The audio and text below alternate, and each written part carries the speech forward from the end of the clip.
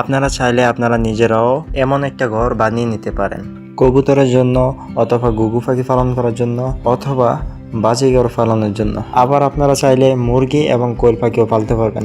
আপনারা পুরো ভিডিওটি দেখেন, তাহলে বুঝবেন ঘরটির ভিতরে কেমন এবং বাহিরে কেমন। যেহেতু আমি বাজিঘর পালবো, তার কারণে আমি বাহির দিয়ে একটি পর্দার ব্যবস্থা করে দিয়েছি, যেন অতিরিক্ত বাতাস এবং বৃষ্টি না ঢুকতে পারে।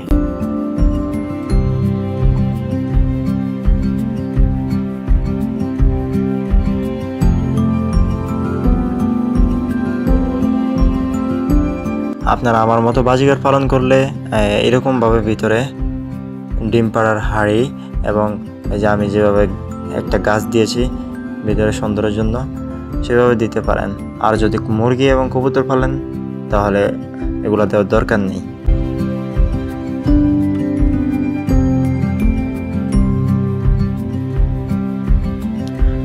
গর্ডের মধ্যে আমি একটি ছোট পুকুর বানিয়ে দিব, যেন একটু ন্যাচারাল ভাব হয়।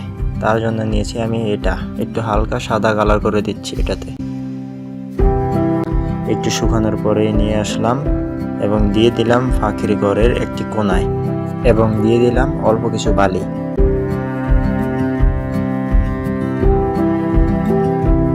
তারপরে দিয়ে দিচ্ছি কিছু পানিতে বেঁচে থাকবে এমন গাছ,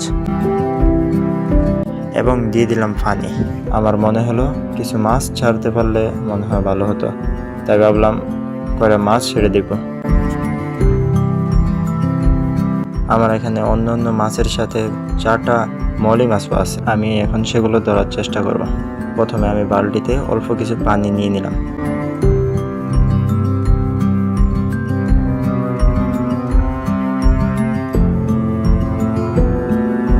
আমি প্রায় 10-15 মিনিট ধরে চেষ্টা করার পর আমি 4টা মলি মাছ ধরতে পারলাম, আর সেগুলোকে নিয়ে যাব পাখির ঘরে।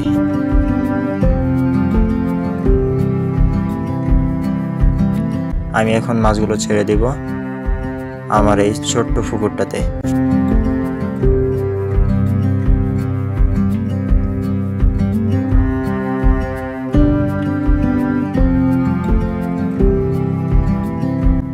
ঘরটা বানানো পুরোপুরি শেষ। এখন আমি ভাবতেছি পাখিগুলো যদি ছাড়ি, এখানে এত পরিমাণ বৃষ্টি হয়, মানে লাগাতার বৃষ্টি, আবহাওয়া তো অনেক ঠান্ডা থাকে, বাজিঘর তো ঠান্ডা সহ্য করতে পারে না। এরপরেও দেখি ইনশাল্লাহ ছাড়বো আজকেই।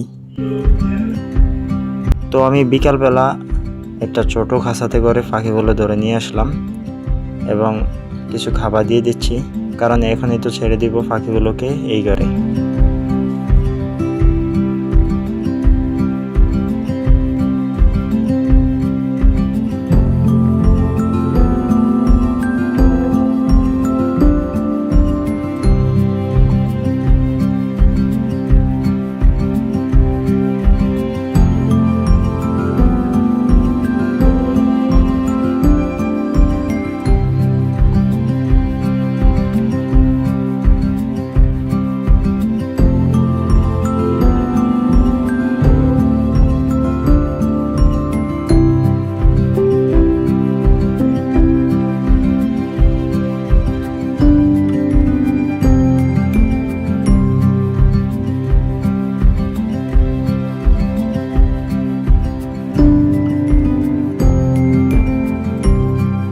আমি আসলাম পরের দিন, যেটা ভাবছি ওটাই হয়েছে। রাতের বেলা প্রচুর বৃষ্টি হয়েছে, দেখেন ছাদ পুরো ভিজে এখনো, আর বিলের মধ্যে পানি জমে পুরো ভরে গেছে। এক রাত্রে কি পরিমাণ বৃষ্টি হয়েছে বুঝেন। তো আমি এখন দেখব কি অবস্থা ভিতরে।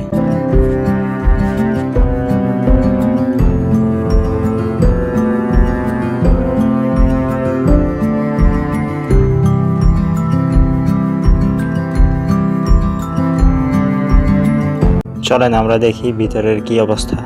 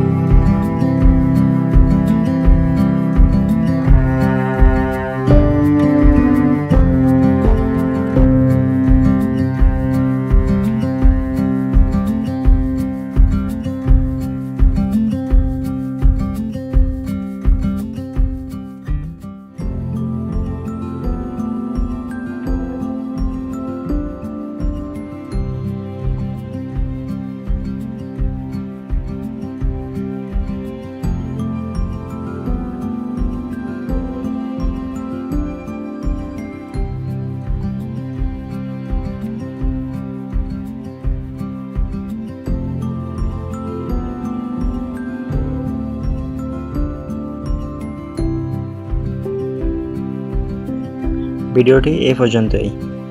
ভালো লাগলে লাইক করতে পারেন এবং সবাই ভালো থাকবেন। আসসালামু আলাইকুম।